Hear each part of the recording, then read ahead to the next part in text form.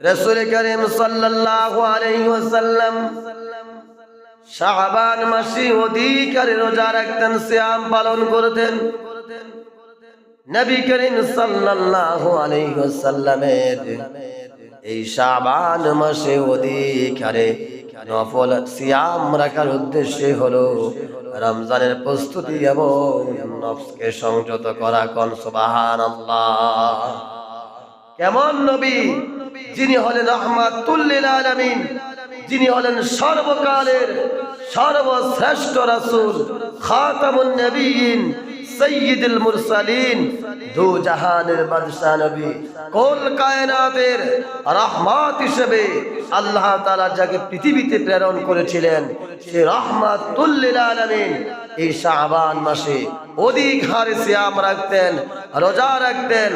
উদ্দেশ্য রমজানের প্রস্তুতি গ্রহণ এবং নিজের নফসকে সংযত করা। কোন সুবহানাল্লাহ।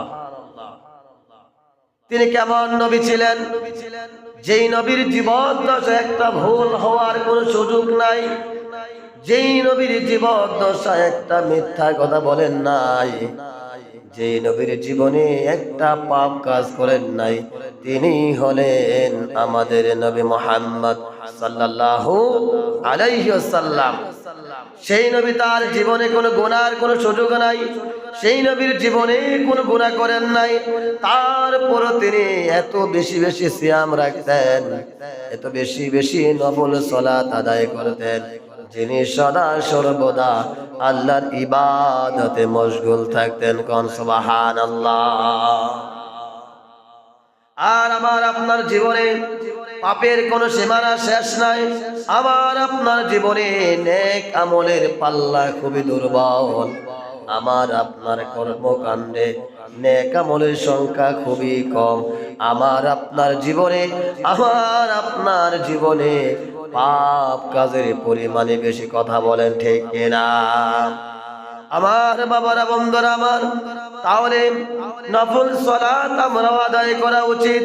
নফল সালাত আদায়ের মধ্য দিয়ে আমরা রমজানের প্রস্তুতি গ্রহণ করব এবং নিজের নফসকে সংযত রাখার চেষ্টা করব। বলছি ইনশাআল্লাহ। আল্লাহ নবী সাল্লাল্লাহু আলাইহি সাল্লাম বলেছেন, তুমি গুনার কাজে যদি লিপ্ত হয়ে যাও, তুমি বেশি বেশি নফল সালাত আদায় করো, তুমি বেশি বেশি নফল সিয়াম পালন করো। যদি তুমি বেশি বেশি নফল সালাত আদায় করতে পারো আর বেশি বেশি যদি নফল রোজা রাখতে পারো, আল্লাহ রাব্বুল আলামিন এই আমলগুলির উসিলা করে তোমাকে চিরদিনের জন্য পাপ কাজ থেকে মুক্ত করে দিবেন। কোন সুবহানাল্লাহ। আমার বাবারা, বন্ধুরা আমার, তাহলে এই শাবান মাসের গুরুত্বপূর্ণ আমলের মধ্যে হলো বেশি বেশি নফল রোজা রাখা। এর উদ্দেশ্য হলো শাবান মাসে নবী করিম সাল্লাল্লাহু আলাইহি সাল্লাম রোজা রাখতেন রমজানের প্রস্তুতিমূলক এবং নফসকে সংযত করার জন্য। তাহলে আমাদের রোজা রাখার দরকার আছে না নাই? আমাদের উচিত নফল সালাত বেশি বেশি আদায় করা, নফল রোজা বেশি বেশি রাখা। 2 নম্বর হলো শাবান মাসের অন্যতম গুরুত্বপূর্ণ আমলের মধ্যে 2 নম্বর হলো ফরজ ইবাদতে যত্নবান হওয়া।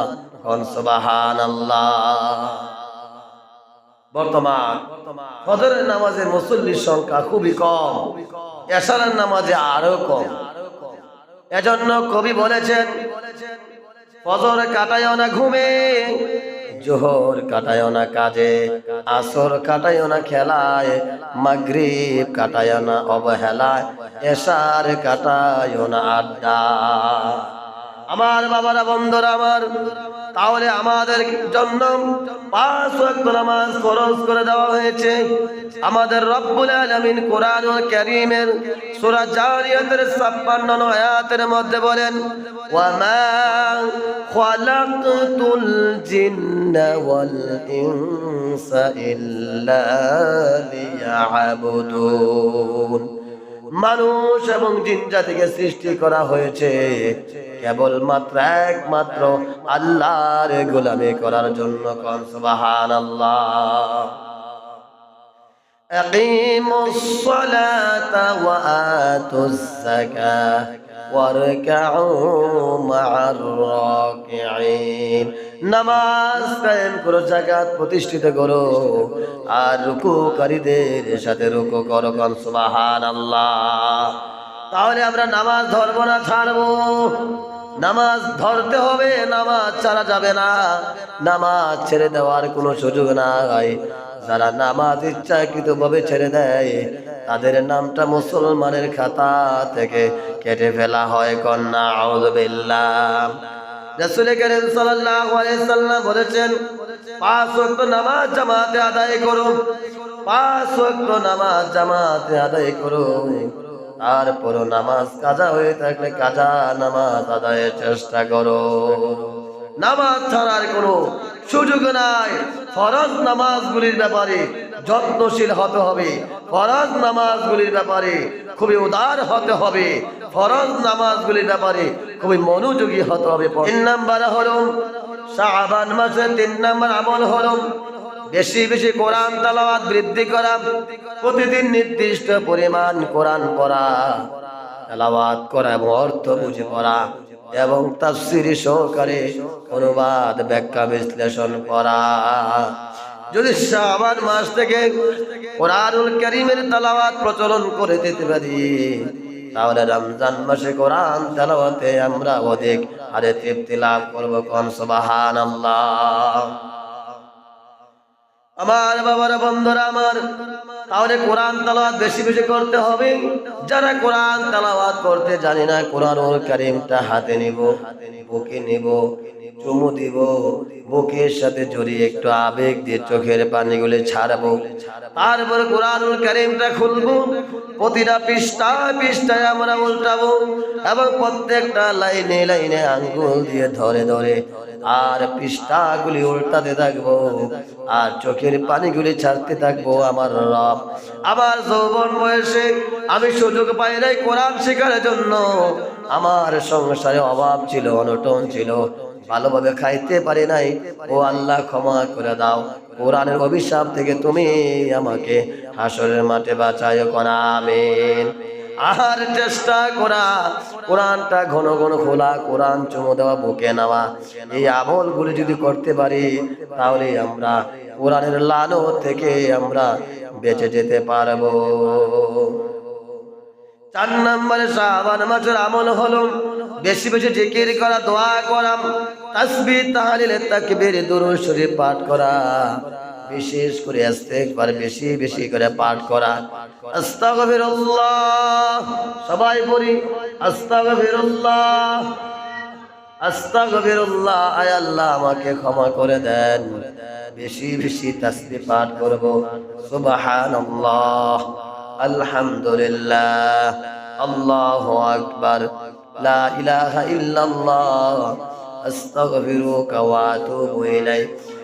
এই যে তাসবিহগুলি, তাসবিহগুলি, তাহলিলগুলি এবং ইস্তেগফার, এগুলি আমরা বেশি বেশি করে পাঠ করব।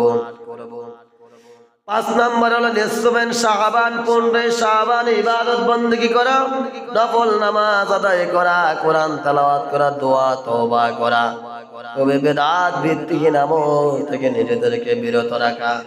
শাবান মাসের 6 নম্বর আমল হলো গুনাহ থেকে দৃঢ় নিয়ত করা, হিংসা, বিদ্বেষ, অহংকার, হারাম কাজ ছেড়ে দেওয়ার চেষ্টা করা।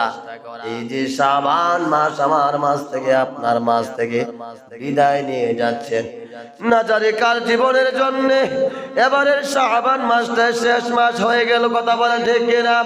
না জানি কার জন্য, জানি এই যে রমজান মাস আসতেছে, রমজান মাসটা শেষ রমজান হয়ে যেতে পারে।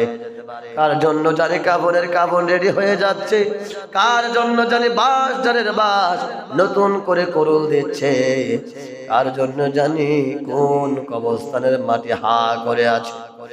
তাহলে এই মাসকে অবহেলা করা যাবে না। এই মাসে গুনাহ ত্যাগের জন্য দৃঢ় প্রতিজ্ঞা করতে হবে।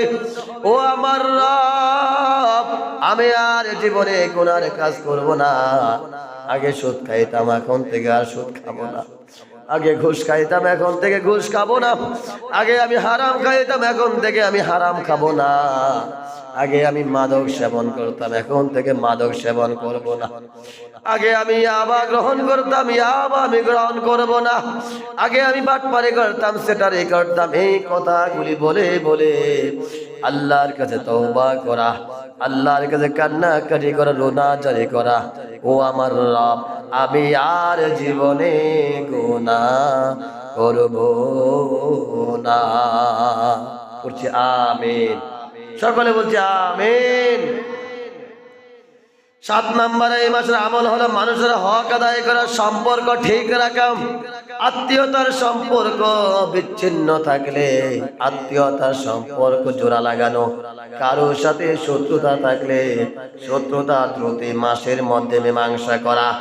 আল্লাহ নবী সাল্লাল্লাহু আলাইহি ওয়াসাল্লাম বলেছেন, আত্মীয়তার সম্পর্ক ছিন্ন করে জান্নাতে যাবে না। হিংসা বিদ্বেষ পোষণকারী ব্যক্তি জান্নাতে যাবে না, এবং যিনি অহংকার দেখায়, দাম্ভিকতা দেখায়, তারা জান্নাতে যাবে না। রব্বুল আলামিন বলেন, ও দুনিয়ার মানুষেরা, ও দুনিয়ার অহংকারীরা, তোমরা যারা অহংকার করো, তোমাদের জন্য অহংকার শোভা পায় না। তোমরা হুদায় আমার গায়ের চাদর নিয়ে টানাটানি করো। আল্লাহু আকবার। অহংকার হচ্ছে আল্লাহর গায়ের চাদর। এই চাদর নিয়ে আল্লাহ নির্দেশ দিচ্ছেন, আল্লাহ চূড়ান্ত ফয়সালা করে দিয়েছেন, আমার গায়ের চাদর নিয়ে তোমরা অহংকার করো। আল্লাহু আকবার। অহংকার করা তো তাকে মানা যিনি সব কিছু চাইলে করতে পারেন, আবার ভাঙতে পারে। এই দুনিয়া বানিয়েছেন কে? এ বানিয়েছেন, কথা বলি। এই আসমান বানিয়েছে কে? এই জমিন বানিয়েছে কে? আমাকে বানিয়েছে কে? তাহলে সে আল্লাহর অহংকার করা শোভা পায়, কারণ তিনি সব কিছু বানান আবার ভাঙ্গে। আমাদের তো অহংকার প্রশ্নে আসে না, কারণ অহংকার করবো কোন জিনিস নিয়ে? আমার কি অস্তিত্ব ছিল? আমাদের কোনো অস্তিত্ব ছিল?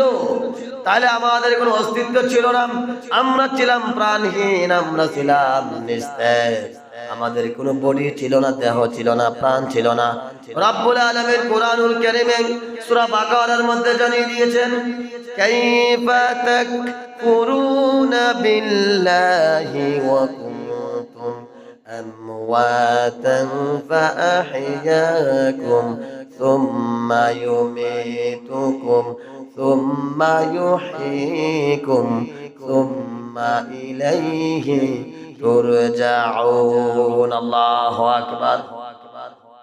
কাইফা তাকফুরুনা, তোমরা কেমন করে কুফরি করো, কেমন করে অস্বীকার করো আমি আল্লাহর সাথে।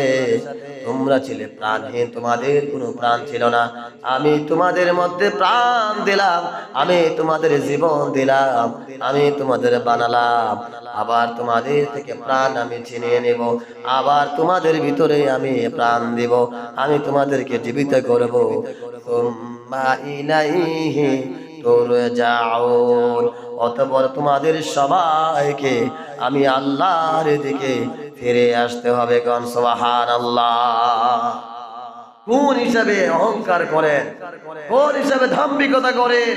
ক্ষমতার দাম্ভিকতা, টাকার দাম্ভিকতা, সম্পদের অহংকার, লাঠির অহংকার, এগুলি মানব মাখলুক হিসেবে এগুলি আমাদের শোভা পায় না। এগুলি করবে তো তিনি যিনি হলেন রাজ্জাক, যিনি হলেন কাহার, যিনি হলেন রহমান, যিনি হলেন সত্তার, যিনি হলেন জব্বার, যিনি হলেন পরাক্রমশালী আল্লাহ। আল্লাহু আকবার। আমার বাবার বন্ধুরা, আমার ক্ষমতার মালিক আমরা চিরকাল থাকবো না, ক্ষমতার মালিক আমরা চিরস্থায়ী না। ক্ষমতার মালিক হচ্ছেন একমাত্র আল্লাহ ইজ্জতে জালাল।